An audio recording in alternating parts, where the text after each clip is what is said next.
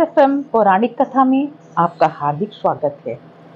हम आज आपको सुनाने जा रहे हैं करवा चौथ की व्रत कथा। तो आइए सुनते हैं करवा चौथ की व्रत कथा। सालों साल पहले एक शहर में साहूकार रहता था, जिसकी 7 बेटी और एक बेटी थी। बेटी का नाम करवा था। साहूकार ने अपने बच्चों का पालन पोषण काफी शाही तरीके से किया था। सभी भाई अपनी इकलौती बहन को बहुत मानते और उस पर अपनी जान छिड़कते थे। उन्होंने उसकी शादी एक अमीर साहूकार के साथ एकदम शाही तरीके से की थी। एक दिन करवा ससुराल से अपने मैके आई। सभी भाइयों ने उसका जोरदार स्वागत किया। उन्होंने अपनी बहन को खाना खिलाया और फिर खुद खाया।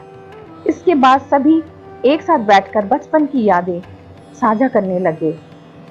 वो बचपन की यादों में खो गए। इसी तरह कुछ दिन बीतते चले गए। एक दिन शाम को जब करवा के सातों भाई अपने काम से घर लौट रहे थे, तो उन्होंने देखा कि उनकी बहन काफी उदास होकर बैठी हुई थी। अपनी बहन करवा को उदास देखकर सभी भाई चिंतित हो गए। वो तुरंत उसके पास गए और उदासी का कारण पूछने लगे। इस पर करवा ने बताया, उसने अपने पति के लिए करवा चौथ का व्रत रखा है और चांद के इंतजार में सुबह से भूखी प्यासी है। जैसे ही चांद निकलेगा, वह उसे देखकर अपना उपवास तोड़ देगी। यह सुनकर भाइयों का भी मन उदास हो गया। वो करवा के लिए इस कष्ट को देख नहीं पाए, खासकर सबसे छोटा वाला भाई, जिसे करवा से सबसे अधिक स्नेह था। बहन को भूखा प्यासा देखकर सभी भाई कुछ ऐसा उपाय सोचने लगे जिससे वो अपनी बहन का कष्ट दूर कर सके। तभी उन्हें एक तरकीब सूझी। सभी भाई तुरंत एक पीपल के बड़े से पेड़ के पास पहुंचे। उनमें से सबसे छोटा भाई एक जलता हुआ दिया लेकर उस पेड़ के ऊपर चढ़ गया और उसे एक छलनी में रखकर वहीं छोड़ दिया। इसके बाद पूरे गांव में हल्ला हो गया, चांद निकल आया, चांद निकल आया, चांद निकल आया। करवा भी उस दीपक को जलते देखकर दीपक को चांद समझ बैठी और जल्दी से पूजा पूरी कर अपना उपवास खत्म करने के लिए बैठ गई।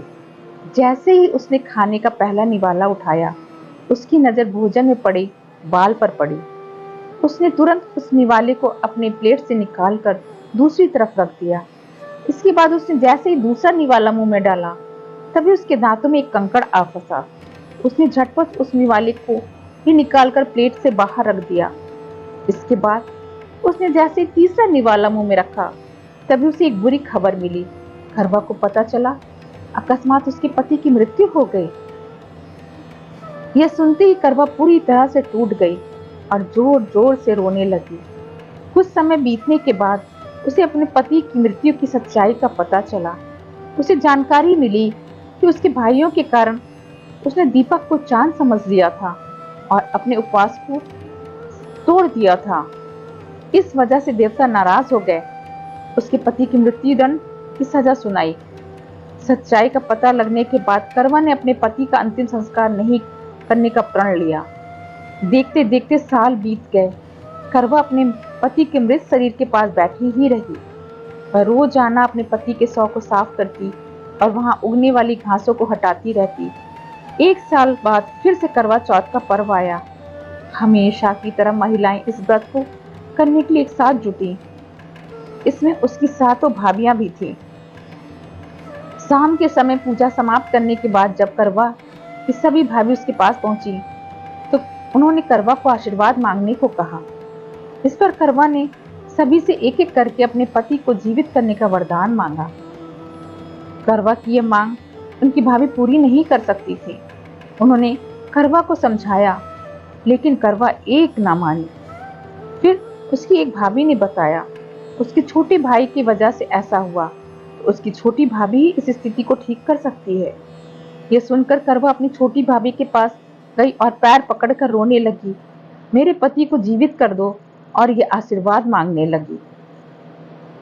पहले तो उसकी छोटी भाभी ने बहुत टाला, लेकिन अंत में उसकी छोटी भाभी ने अपनी तर्जनी उंगली को काटकर उसमें से अमृत की एक बूंद करवा के मृत पति के ऊपर डाल दी। जैसे अमृत की एक बूंद उसके ऊपर गिरी वह जिंदा हो गया और जय श्री गणेश के नारे लगने लगे। इस घटना के बाद से ही मान्यता है कि करवा चौथ का व्रत गौरी शंकर खुश होते हैं और महिलाओं को सुहाग की रक्षा का वरदान देते हैं। इस तरह से हम आपको आज ये करवा चौथ की कहानी सुनाए। हमें उम्मीद है कि आप ये कहानी जरूर सुनी होंगी और आपको पसंद आएगी और हर करवा चौथ के व्रत के दिन इस कहानी को आप जरूर सुनिए, क्योंकि इस कहानी को करवा चौथ के व्रत के दिन सभी महिलाएं सुनती हैं, पूजा के दिन इसे संपन्न करती हैं और फिर अपना व्रत खोलती हैं। धन्यवाद आपको हमारी रोचक कहानियां सुनने के लिए।